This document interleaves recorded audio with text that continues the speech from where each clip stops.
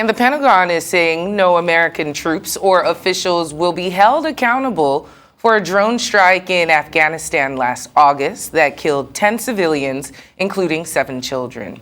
The attack took place during the final days of the U.S.-led evacuation from Kabul after the Taliban seized control. The operation killed a charity worker and 9 members of his family. An investigation found the strike did not violate the laws of the war and conceded mistakes were made. The Pentagon spokesperson said the U.S. Defense Secretary Lloyd Austin had approved a recommendation that there was no need for disciplinary action.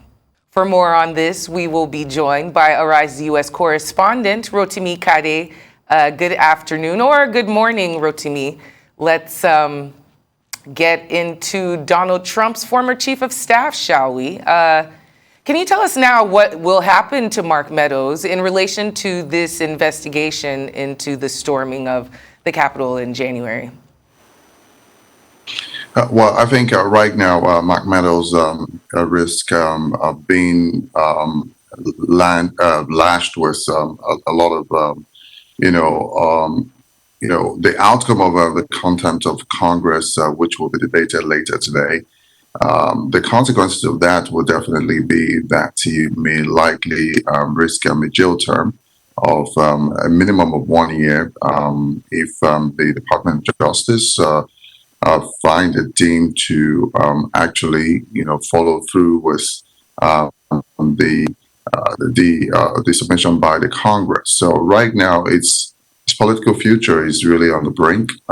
It's also has that responsibility to give not just the select committee the necessary information that they may, but also to the American people that he served under the former president as chief of staff. And Rotimi, could we actually see Mark Meadows spending time behind prison bars if he continues down this road of not cooperating?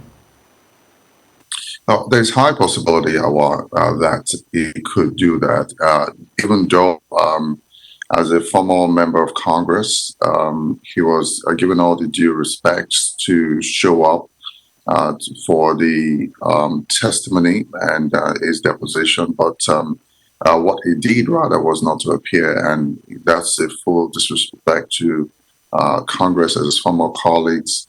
And he decided to stick with former President Trump, claiming that he has a presidential privilege, which has been debunked by the courts in the past few days. But however, I think at this time, his former colleagues will have absolutely no option but to put him on a pedestal that most likely will ruin his political future if he has any right now. Wow. As some Nigerian parents would say, don't go and follow him, and it seems like he definitely did. Could you tell us more about the reaction to the Pentagon concluding that there's not going to be any action taken following this drone strike that happened back in August in Kabul, which killed about 10 civilians and a bunch of other children as well?